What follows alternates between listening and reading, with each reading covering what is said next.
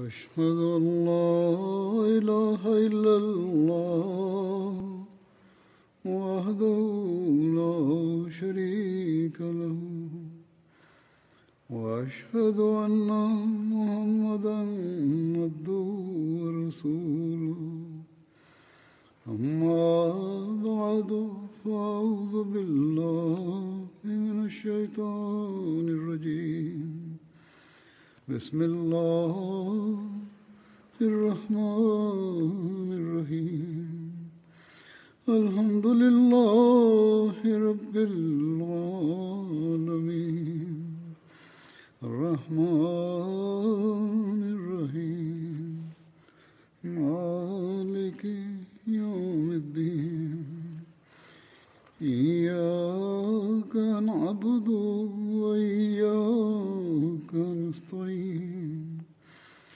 اهدنا الصراط المستقيم صراط الذين أنعمت عليهم غير المغضوب عليهم ولا الضالين.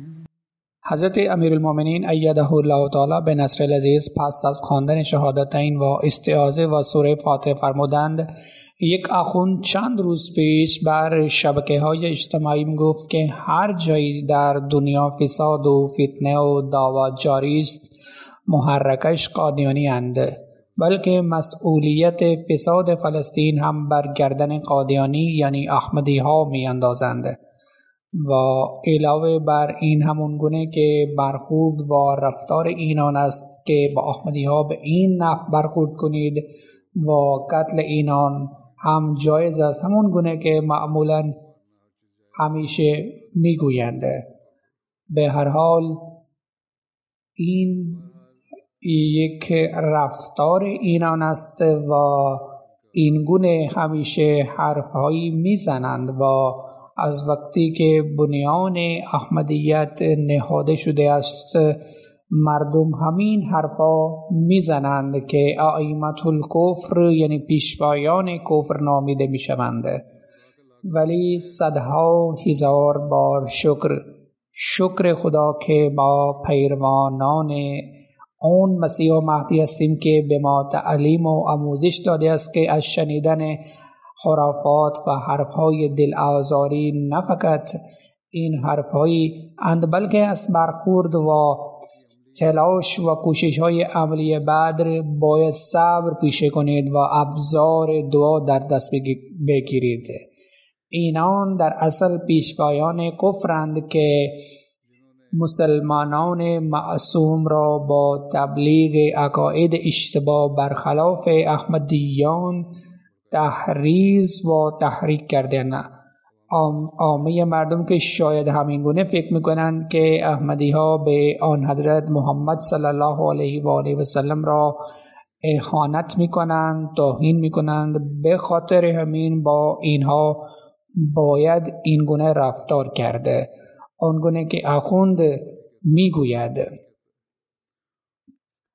راست میگوید، یعنی حرفای ایشان را قبول میکنند. در اصل این وضعیت و حالت عامه مردم است، ولی آخوندهایی که میدانند و حقیقت را درک میکنند و میدانند که حرفایی که میزنند اصل و ریشه ندارد و بی اساس است و فقط این مردمان تلاش میکنند که و فساد ایجاد میکنند تا منبر برجا میماند، پا برجا بمانند و هیچ کس آنها را از جایشان تکان ندهد، یعنی جا به جا نکند. خداوند متعال بهتر میداند که چگونه خداوند متعال با اینها رفتار خواهد کرد. کار ما فقط همین است که دعا کنیم، همون گونه که در خطابه عید هم گفته بودم که حضرت مسیح موعود علیه السلام فرمودند که برای دشمن هم دعا کنید. ما که دعا و اهل دعا هستیم، همیشه دعا میکنیم و دعا خواهیم کرد. این مخالف چیز یعنی دشمن جدید نیست. ایشان از زمان حضرت مسیح موعود علیه السلام ادامه دارند. بر شما هم حمله می کنند و آنها که برای شنیدن سخنان می آیند بر آنها هم حمله می کنند. بعضی مردم به محض این که ببینند در جلسه ها چه می گویند و در جلسه ها می آیند، این لازم نیست که آنها قبول کنند، ولی این اخوندها احساس خطر می کنند که اگر حرفهای حضرت میرزا یعنی حضرت مسیح موعود علیه السلام را گوش کردند، اینها بیعت می کنند. آنها می دانستند که حق با اینهاست، به خاطر همین من می کردند. نه فقط جلوگیری می کردند بلکه حمله هم می کردند. ولی با وجود این حضرت مسیح موعود علیه السلام برای اینها دعا کردند که در اصل جلوگیری می کردند، مانع می شدند و اذیت می دادند. این نتیجه دعا بود که بعضی از آنها با وجود مخالفت احمدیت قبول کردند و تا الان می کنند. پس ما که با وجود بیان و بیهوده گویی اخوندها یا حرفهای ایشان را بیکار نمیبریم، ما که با وجود این همه رفتار آنها برای ایشان دعا خواهیم کرد و همون گونه که ما همیشه دیدیم و مشاهده کردیم که از همینها وجودهای نیک و پارسا احمدیت قبول خواهند کرد، در آینده هم قبول خواهند کرد. بعد از شنیدن حرفها و سخنهای سخت عامه مردم و برای عامه مسلمانان همیشه ما دعا بکنیم که وقتی رنج میبرند ما هم اذیت میشویم و زجر میکشیم. به خاطر همین این تعلیم حضرت مسیح موعود علیه السلام است و همین درس و ارشاد خداوند متعال به حضرت مسیح موعود علیه السلام داده شده است که ظلمهای ایشان به سبب سوء تفاهم است و به خاطر عشق رسول پاک صلی الله علیه و آله و سلم است که در اصل ادعا میکنند، هرچند عمل کنند یا نکنند ولی ادعا که میکنند. به خاطر همین نباید برای اینها بددعا کرد. در مورد این حضرت مسلم موعود رضی الله عنه رخدادی تعریف میکنند که من هنوز کودک بودم. حضرت مسیح موعود علیه السلام در لاهور از یک مهمانی برمیگشتند. وقتی از بازار داشتن رد می شدند، مردم از بلای بام به ایشان فحش می دادند و می گفتند میرزا فرار کرده. حضرت مسلم موعود می فرمایند که من گیج بودم، شاید در جلسه یا در سخنرانی فسادی یا دعوا ایجاد شده بود، از آنجا داشتن برمیگشتند. به هر حال در همین هنگام من به یک پیرمرد که دستش بریده شده بود و تازه زرد چوبه را زده بود و گمان می شد که تازه دستش بریده شده است، من دیدم که آن پیرمرد هم دست تندرست را بر دست بریده دارد میزند و می رود و می گوید که میرزا فرار کرد. می فرمایند من از لحاظ سنم متحیر بودم و تعجب می کردم که بالاخره چرا این گونه می گوید که میرزا فرار کرده، چه اتفاقی افتاده است. من که فهمیدم چه شد، ولی در اصل این فقط مخالفت بود یا آخوندها به آنها تحریک و تحریض کرده بودند و هرچه در دلشان می آمد همان می گفتند بدون این که قضیه را بدانند یا نباید حرف بزنند. همین گونه یک روایت دیگر داریم که روزی حضرت مسیح موعود علیه السلام به شهر لاهور تشریف می بردند که کسی از پشتش به ایشان حمله کرد و ایشان پایین افتادند. در بعضی روایت آمده است که لغزیدند ولی نه افتادند. حضرت مسلم موعود می فرمایند ما مردم را دیدیم که سنگ هم پرتاب می کردند و سنگ هم می زدند. به هر حال در این ایام مخالفت به اوج رسیده بود و بعضی از دوستان عصبانی می شدند که بالاخره چرا این مردم بدون دلیل این کار می کنند. همان لحظه به حضرت مسیح موعود علیه السلام الهام شد که طبق اطلاعات تا الان این الهام در روایت دیگر یافت نشد، ولی حضرت مسلم موعود رضی الله عنه می فرمایند که این الهام بود به هر حال این شعر حضرت مسیح موعود علیه السلام است که ای دل تو نیز خاطر اینان نگه دار که آخر کنند دعوای حب پیامبرم، که فرستاده ما که این مسلمانان که به تو فحش میدهند اگر این الهام است، یعنی حضرت متعال خداوند متعال میفرماید که اگر ایشان به تو فحش میدهند برای زد و کوب تو میآیند به تو حمله میکنند باید خودت را نگه دار. ولی چرا این کار میکنند؟ در اصل چرا این کار میکنند؟ در اصل اینان به خاطر محمد صلی الله علیه وسلم به تو میزنند و فحش میدهند. به خاطر این باید به آنها به خوبی رفتار کرد. به خاطر عشقی که میزنند و به سببی که میزنند آن محب آن، یعنی اون حب یعنی محبت آن حضرت صلی الله علیه وسلم است که یک آدم محبوب ترین خداوند متعال است. به علت سوء تفاهم این کار میکنند، یا هر علتی تو باید مراقب ایشان باش و دعا نکنید. به هر حال مخالفت میکنند، باید ببینیم که اصل قضیه چیست. آیا این مردم که به ما فحش میدهند و میگویند که چای ما بدتر از شراب است و شراب خوردن جایز است ولی چای احمدی ها جایز نیست و مجاز نیست، یعنی در اصل چای احمدی ها حرام است. حضرت مسلم موعود میفرمایند که اگر بفهمند که آن شعله عشق محمد صلی الله علیه و آله و سلم که در وجود من روشن است و اون در یکی از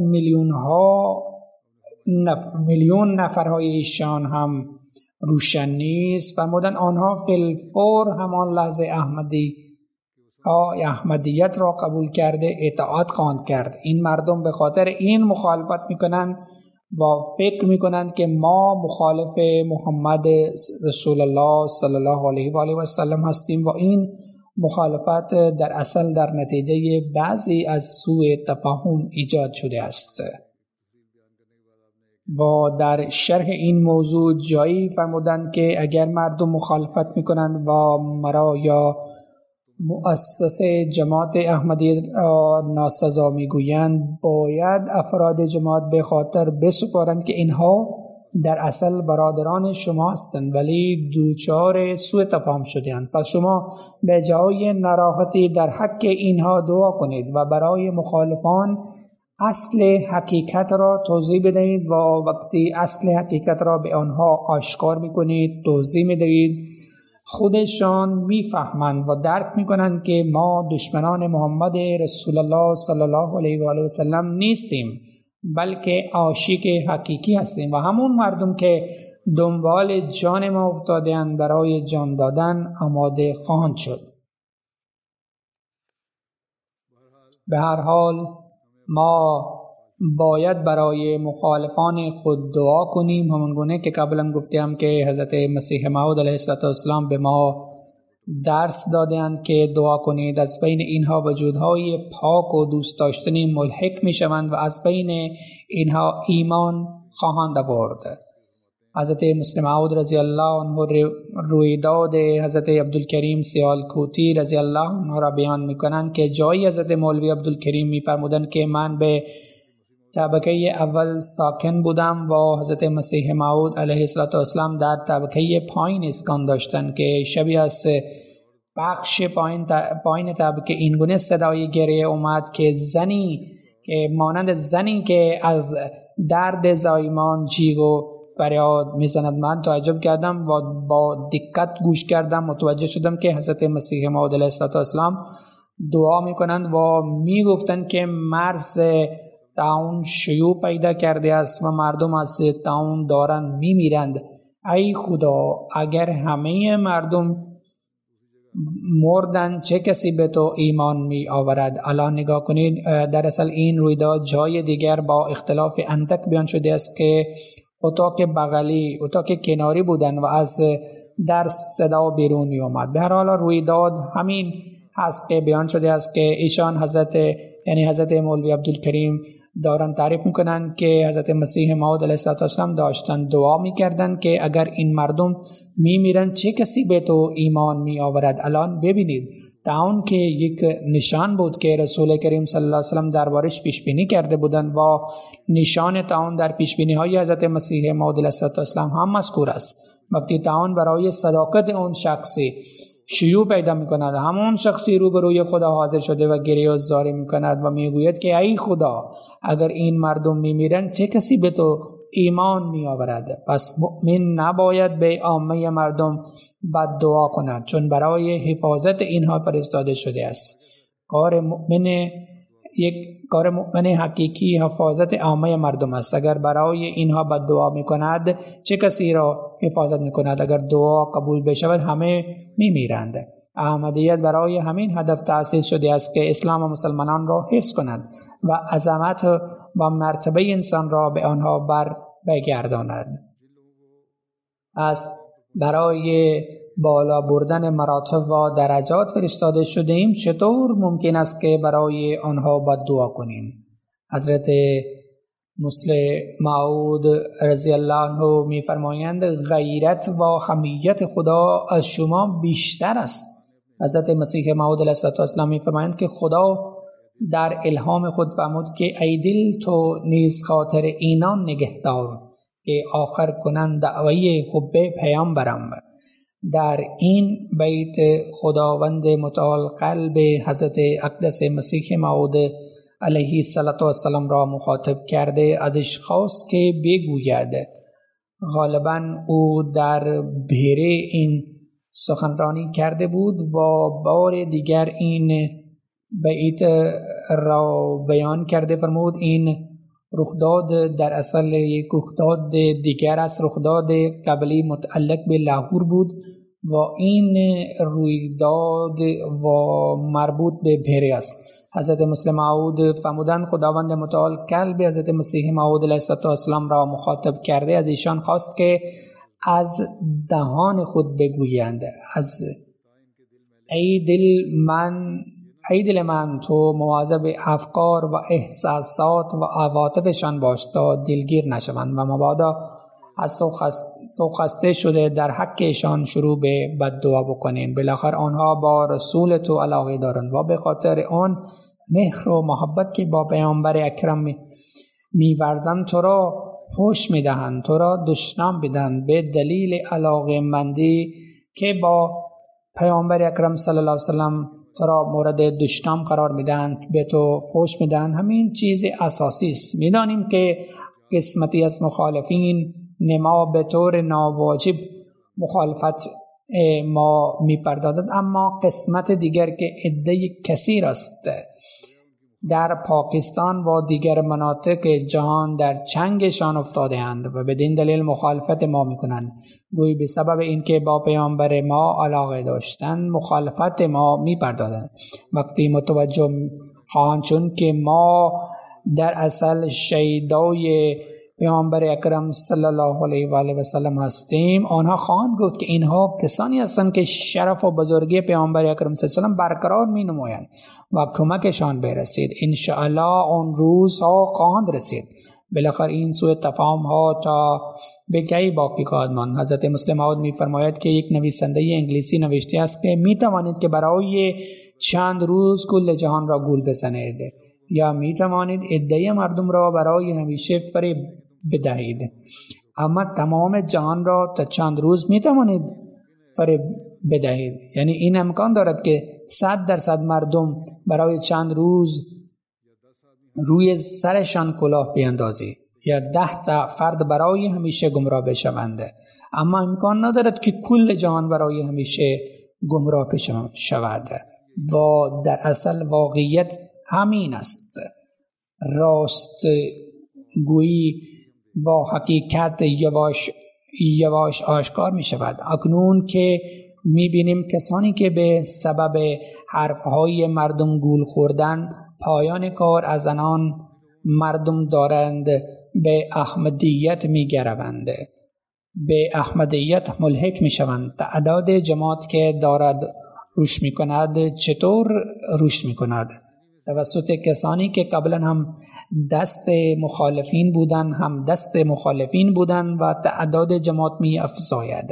پس روزی این مخالفت انشاءالله تمام خواهد شد و از آنها مردم به حضرت مسیح موعود بیعت خواهند کرد. بیشتر مردم به من می نویسند، امروزها هم می نویسند که بعد از مخالفت وقتی به ما گفته شد دعا بکنید یا نوشته ها را بخونید، کتاب ها را بخوانید، و وقتی ما دعا کردیم و کتاب ها و نوشته ها را خوندیم حقیقت آشکار شد و الان می‌خواهیم که بیعت بکنیم و آنها بیعت کرده شامل جماعت احمدی شده‌اند و این سنت مستمر است، یعنی از همیشه جاری است. حضرت مسلم موعود و خلفای دیگر هم نوشتند که بسیار مردم همینطور در نامه هم نوشتند و امروز هم همینطور اتفاق افتاد.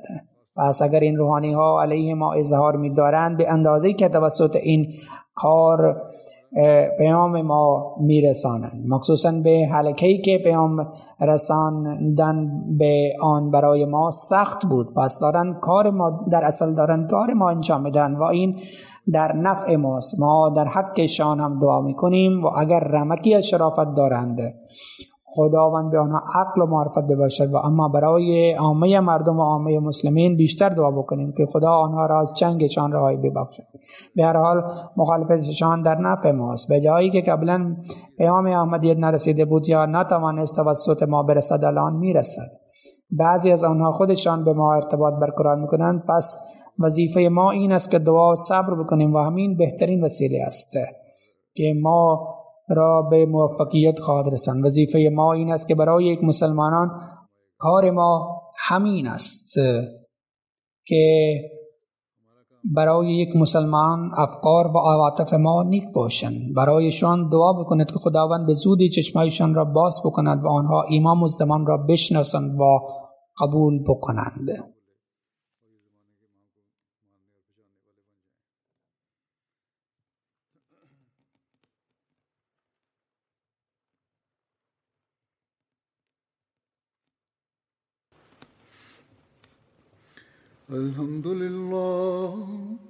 الحمد لله نحمده ونستعينه ونستغفره ونؤمن به ونتوكل عليه ونعوذ بالله من شرور أنفسنا ومن سيئات أعمالنا من يهده الله فلا مضل له ومن يضلل فلا هادي له ونشهد أن لا إله إلا الله ونشهد أن محمدا عبده ورسوله عباد الله رحمكم الله إن الله يأمر بالعدل والإحسان وإيتاء ذي القربى وينهى عن الفحشاء والمنكر والبغي يعظكم لعلكم تذكرون اذكروا الله يذكركم وادعوه يستجب لكم ولذكر الله أكبر.